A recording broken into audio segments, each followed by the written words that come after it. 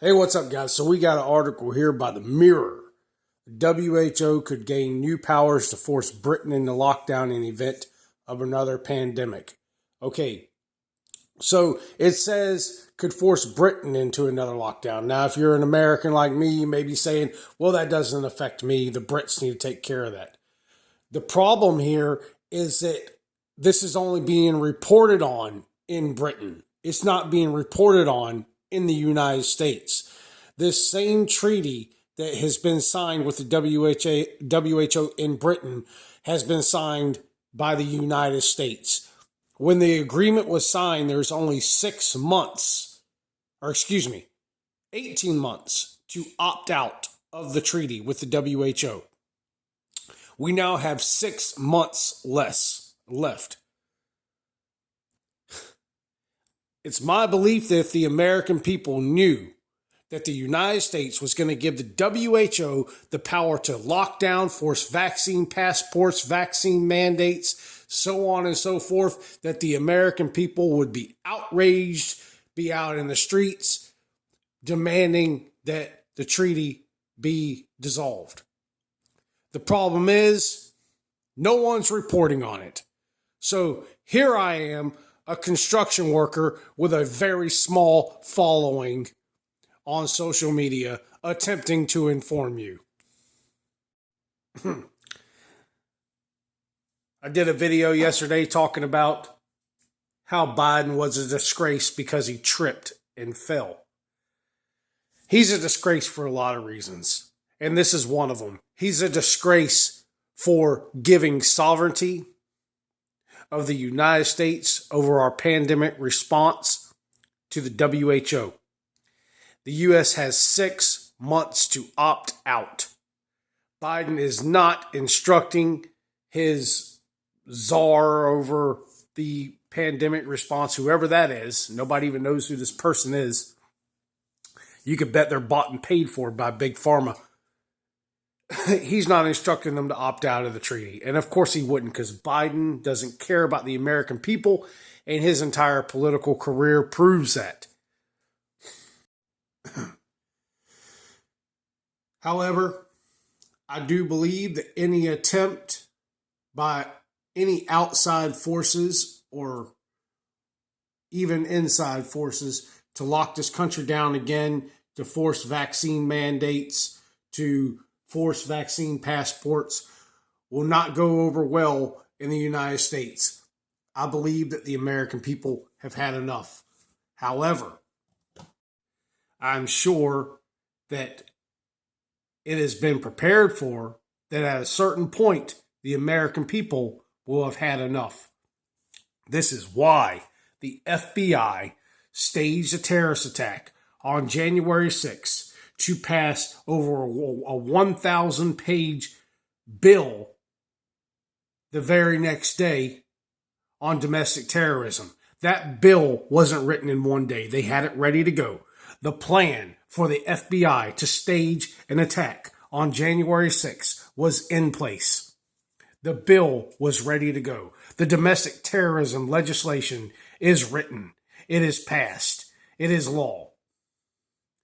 Any person in this country that will fight and stand for liberty, even what I'm saying right now, can be deemed a terrorist. And thanks to Obama, President Obama, the traitor that he is, habeas corpus has been repealed. Therefore, if the United States deems you a domestic terrorist, like the January 6th protesters, you could be held indefinitely without trial. People often say that as Americans, we have the right to overthrow a tyrannical government. Yet the government laughs in our face as they impose tyranny. They laugh in our face as they shred our Constitution and stomp all over our rights. They don't care. They don't care. They dare you to fight. They dare you to stand for your rights. They're not afraid of you. They're not. And you know why they're not afraid of you? Because you won't stand up. You will never stand up. It doesn't matter how much they spit in your face. It doesn't matter how much they stomp on your neck. It doesn't matter. You won't stand up. Nothing will make you stand up, ever. It doesn't matter what they do. You will sit in your home and watch Netflix. You will obey. You will do what you're told. Hard times make strong men. Strong men make easy times. And easy times make weak men. It was strong men that founded the United States of America.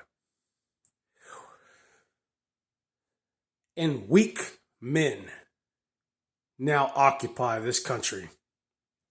And I'm not saying that all men in this country are weak. I'm saying they are not organized. I have been saying for years and years and years and years and years, and I will say it until there is no more breath in me. The people united is the only way we restore this country back.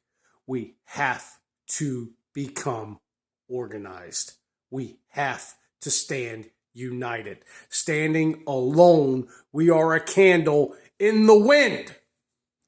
United, we are a raging inferno. The people must stand united for a common goal of freedom, equality, and justice. For the 1,000,000th time, I ask people to stand united. Stand with your countrymen. Stand with your neighbors. Stand together for a common goal so that we can be free. These people stand united against us. They work on a daily basis against us to enslave us on a daily basis. And I don't know about you, but I've had it. I'm asking people to get together, to stand united against an enemy that aims to dominate and enslave us. I've asked 1,000,000 times, and I have failed 1,000,000 times because people are cowards and they are lazy and they don't want to do anything and they have no fight in them.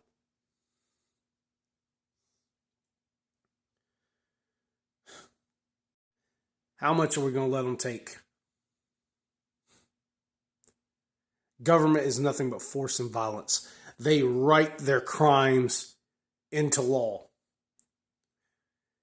And then mindless drones, police officers, police agents of all different types of agencies, be it FBI, DOJ, local police, sheriffs, they do the bidding. They do the bidding.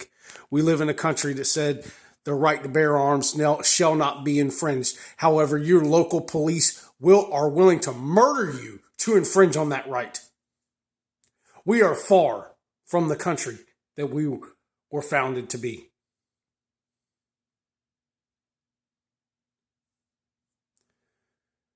You guys let me know what you think. Nobody's listening this far anyway. Americans got the attention span of a goddamn gnat. Can't pay attention to anything longer than a 15-second lip-syncing video on this goddamn app. Have a good fucking day. Losing our goddamn country.